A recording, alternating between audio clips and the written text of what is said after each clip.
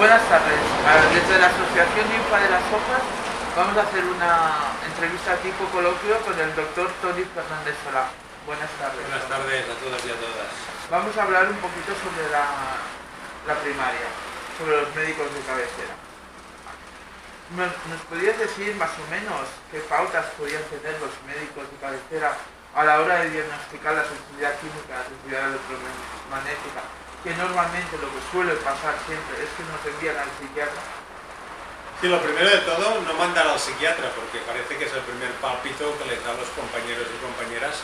Si tú explicas dolor o cansancio, al psiquiatra. No, primero, tranquilos, relajarse y olvidarse por un segundo, aunque aparezca en la mente, del antidepresivo. Tranquilos, tranquilidad. Segunda cosa, hoy en día existen manuales, existen protocolos, pocos, pero existen manuales que permiten tener una orientación de qué es una enfermedad de sensibilidad central, tanto de la vertiente de fatiga y fibra o de la ambiental, y más o menos qué te puede hacer pensar en ello. No hace falta que lo diagnostiquen.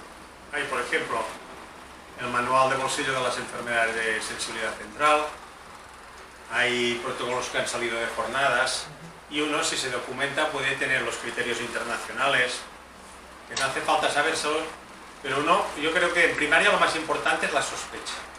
Es decir, que tú puedes hacer un estudio de descarte, una persona que se cansa le puedes mirar la tiroides, le puedes mirar la anemia, le puedes mirar hormonas, y si sale todo bien, sospechar esto, y este es el punto principal, y no ponerse nervioso, y entonces sí que se puede consultar, porque hoy en día hay muchas maneras, de la consulta telemática, de consultar a unidades especializadas, que hay pocas, pero sería el siguiente paso. Pero sobre todo que tú tengas la sospecha y sobre todo no hacer nada, o sea, no intentar intervenir y sobre todo no menospreciar. O sea, una persona que se cansa no la tengas un año diciendo que se cansa. Una persona que tiene una fatiga post-COVID, si a los 3-6 meses no mejora, ya enviarlo a las unidades de sensibilidad central. Yo creo que la sospecha es lo más importante. Y luego el manejo, yo creo que la primaria es que todo el mundo le hace hacer de todo. El manejo, las unidades tienen que tomar un papel más activo, pero bueno, esto sería una segunda parte, ¿no? Pero el médico de cabecera, cuando sospecha que es una fibromialgia, mira los puntos platíqueos. Y eso ya le da un paso para enviar al reumatólogo para hacer fibromialgia. Pero lo que es la sensibilidad química y la sensibilidad electromagnética, no hay unos puntos platillos. ¿Cómo se podría hacer eso? Es muy importante, es preguntarle a la persona, ¿a usted le molestan los químicos? Porque no lo diagnostican porque no se lo preguntan, y la gente no lo dice muy bien, lo tendría que decir, pero no lo dice. Y muchas veces cuando le preguntas a un paciente que viene por sensibilidad central con dolor, dices, ¿te molestan los productos químicos? Dice, ¿cómo lo sabe? Sí, yo no. Me pongo mala ante un perfume, ante una gasolinera. Y le dice, ¿y los wifis? Uy, ya vamos empezando mal, claro. Tienes que ser proactivo en la entrevista. Y es curioso, porque la gente piensa que solo le pasa a ellos y que es una peculiaridad, no una enfermedad que los químicos te pongan mal, ¿no? Y cuando se lo preguntas, luego hay herramientas como son los test de sensibilidad química, los test de dolor, el FIC para la fibromialgia, los test de fatiga. O sea, hay herramientas que después tú puedes desgranar un poco más esta fatiga y este dolor y esta sensibilización ambiental. Y la otra cosa, aprender una cosa que nos enseñan las facultades, que el entorno ambiental nos afecta.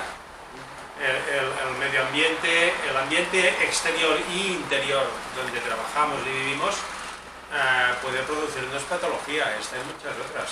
O sea, hay la idea de que la patología solo producen organismos vivos o el cáncer, infecciones o cáncer, y que una exposición química no te puede enfermar, y no es así. Y esto es la nueva cultura que se tendrá que introducir en las universidades, de que, bueno, una persona que se ahoga, pues hay una cosa muy clara, por ejemplo, en enfermedades hematológicas, mielomas, leucemias, si tú le preguntas de qué trabaja la persona, te van a salir muchas cosas químicas.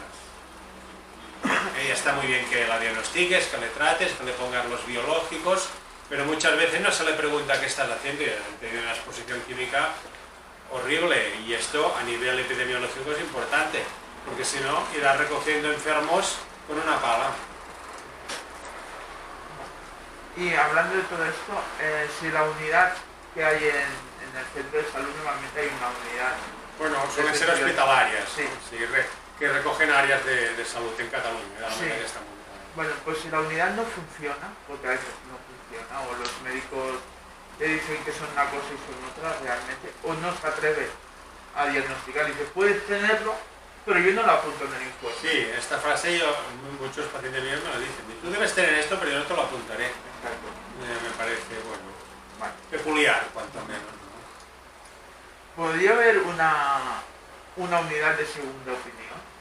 Una unidad que te diga en el mismo, gratis, o sea, en el mismo centro de salud, en el mismo hospital, una unidad de segunda opinión que te diga realmente lo que tienes, así como está en la unidad del hospital de Igualada. Una segunda opinión siempre se hace en otro hospital, ¿no? Por ejemplo, una persona tiene un cáncer, va a su hospital, se le da unas perspectivas, no está de acuerdo y puede pedir una segunda opinión. Esta es muy buena idea, ¿eh? Esto yo creo que la ley catalana no lo tiene recogido, pero esto es una idea buenísima.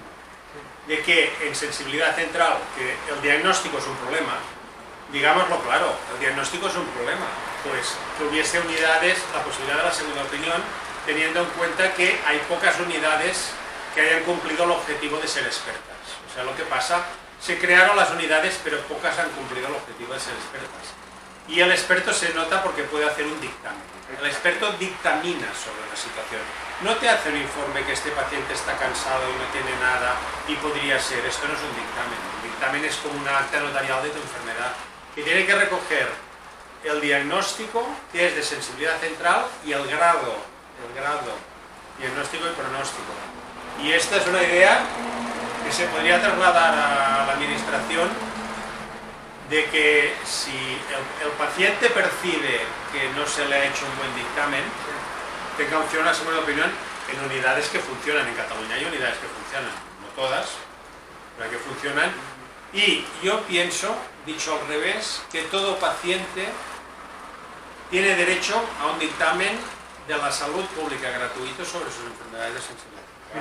Esto es un derecho que tendría que estar recogido en la Carta de Derechos, o sea, tener derecho a un diagnóstico público y gratuito, que a mí me da igual, si yo tengo un problema y me lo soluciono en el Hospital de Tarragona, yo encantado, o sea, a mí me da igual esto. Pero que a la hora de verdad valga, pues te vas a Tarragona y después lo llevas a tu trabajo, que eso te valga. Pues público, no vale. A ver... Que eso es público y gratuito. Público de tu comunidad autónoma, oye, es que los enfermos de Lérida son tratados en Bellvitge y los de Gerona en San Pau, y el diagnóstico sigue siendo... Pero yo quiero...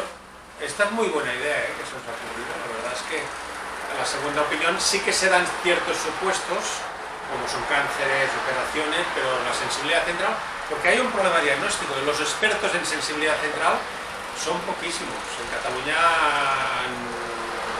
no llegan a 10 seguro, a 5 me gustaría verlo. Y hay unidades que tienen un médico de alta experiencia y hay otras unidades que se han abierto y esto no se da. Y lo que ha pasado en la implantación en Cataluña, yo puedo hablar de Cataluña, que es lo que conozco, que hay una disparidad muy grande.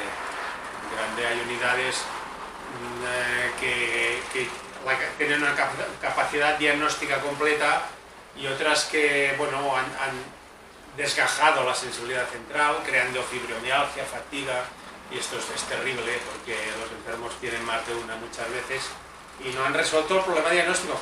Y es importante el tema diagnóstico y el tema pronóstico porque son enfermedades crónicas, invalidantes, y entonces, claro, tiene consecuencias.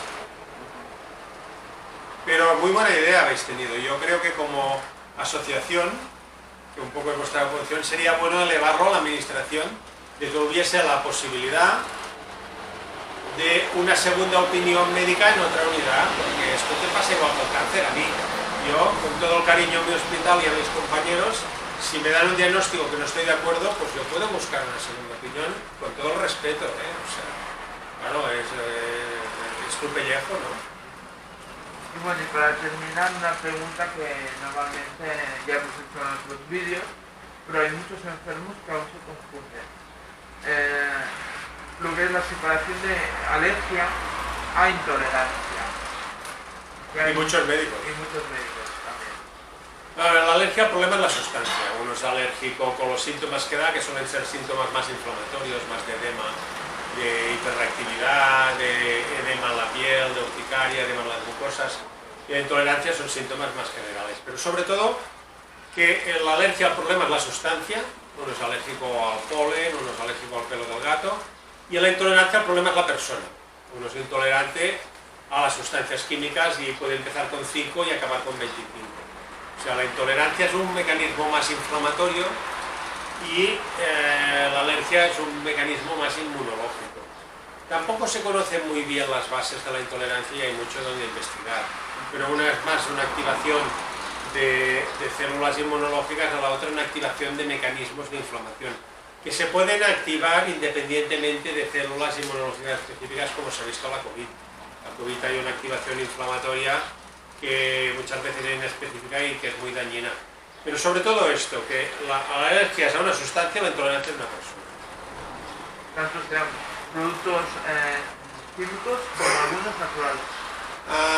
Químicos, naturales, físicos, el calor, el frío, volátiles, no volátiles, como se vio en prótesis mamarias. Sí. Había una reacción en personas que llevaban prótesis mamarias que se vio que podía ser con el contenido de PVC, pero que esto era una intolerancia química no inhalatoria, o a prótesis, o a comidas. Una gran intolerancia química que será la sensibilidad central son a los medicamentos. Los médicos que tratamos con pacientes con sensibilidad central sabemos que intoleran mucho medicamentos. Todo el mundo puede tolerar un medicamento, pero la mayoría no intoleran. Y esto es sensibilidad química a cosas orales y a cosas dermatológicas. O sea, la intolerancia se manifiesta no solo inhalatoriamente, es una cosa que hay que saberlo, incluso a alimentos, y no solo a químicos, sino incluso a cosas agradables. Pues muchas gracias por haber estado aquí con nosotros en este pequeño placer, coloquio. Y bueno. Vamos progresando. Un saludo a todos.